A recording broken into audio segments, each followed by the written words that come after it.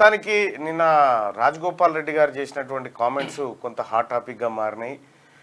Next CM ఉత్తమే అంటూ ఆయన చెప్పినటువంటి మాట, తర్వాత నా నాలుక మీద మచ్చలు ఉన్నాయి కాబట్టి ఖచ్చితంగా అయి తీరుతుంది అనేటువంటి మాటను రాజగోపాల్ రెడ్డి గారు చెప్పడం జరిగింది. అది యాదృచ్ఛికంగా అన్నట్టే అనిపించింది, కానీ అది సీరియస్ వార్త అయిపోయి కూర్చుంది. ఆయన ఏదో సమస్యను వివరిస్తూ మంత్రి గారు అన్నారు, ముఖ్యమంత్రి గారు అన్నారు. ఇక అన్న కాబట్టి ఎట్లాగో నువ్వు ఎట్లయినా అవుతావు, మంది ముఖ్యమంత్రి అవుతావు, నా నోటి నుంచి వచ్చిందంటే నా నాలుక మీద మచ్చలు ఉన్నాయనేటువంటి మాట అక్కడ ఏది ఆయన చెప్పినప్పటికి కూడా అయితే బయటి సమాజానికి అర్థమైనటువంటి అంశం కాంగ్రెస్లో ఏదో జరుగుతుందనేటువంటి ఒక చర్చ, అనర్థమైనటువంటి చర్చ ఒకటి లేవనెత్తి దారితీసింది అక్కడ.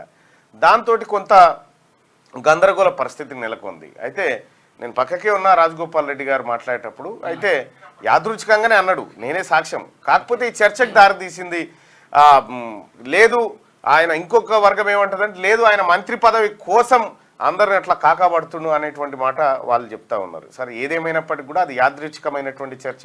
దాని మీద యాదృచ్ఛికంగా అన్నటువంటి మాటని దాని మీద ఇంకా ఇండెప్త్కి కూడా ఎవరు పోవాల్సినటువంటి అవసరం లేదు, ఎందుకంటే నేను ప్రత్యక్షంగా అక్కడే ఉన్నా కాబట్టి.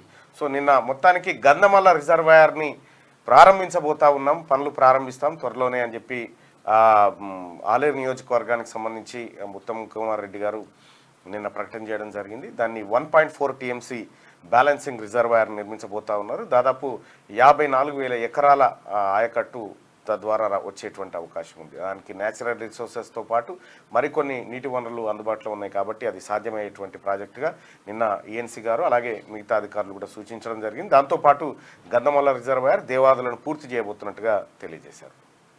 ఏది నిన్న భువనగిరిలో జరిగినటువంటి ఏది రివ్యూ కార్యక్రమంలో ఇది.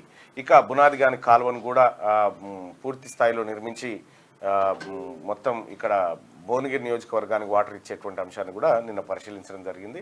సో ఇది నిన్న అక్కడ జరిగితే, ఇక మరోవైపు యాదగిరిగుట్ట ఆ తర్వాత వేములవాడ ఆలయాల అభివృద్ధి కోసం రాష్ట్ర ప్రభుత్వం చొరవ తీసుకుంది. రాష్ట్ర ప్రభుత్వం అక్కడ టీటీడీ తరహాలో యాదాద్రికి కూడా ఒక బోర్డును ఏర్పాటు చేయాలనేటువంటి ఆలోచనతో రాష్ట్ర ప్రభుత్వం ఉన్నట్టుగా తెలుస్తూ ఉంది. ఇక వేములవాడ ఆలయాన్ని ఏది గతంలో కేసీఆర్ కేవలం గ్రాఫిక్ డిజైన్లు ఇచ్చి అవతల పడ్డాడు.